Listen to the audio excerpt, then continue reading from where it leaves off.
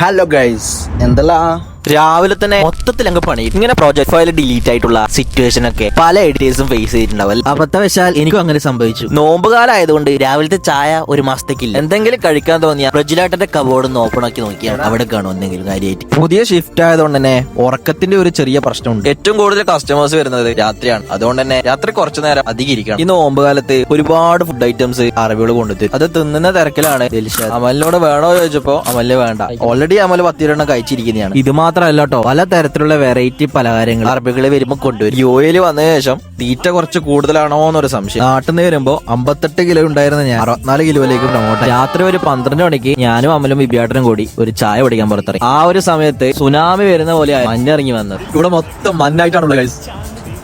Road പോലും കാണുന്നില്ല മര്യാദയ്ക്ക് ക്ലിയർ ആയിട്ട്. യുഎയിൽ ശക്തമായ മഞ്ഞുവീഴ്ച ഉണ്ടാവുന്ന ന്യൂസ് വായിച്ചതേ ഉള്ളൂ. അപ്പോഴേക്കും സുനാമി പോലെ. അപ്പൊ ഗൈസ്, വീഡിയോ ഇഷ്ടപ്പെട്ടെങ്കിൽ ഫോളോ ചെയ്യാൻ മറക്കല്ലേ.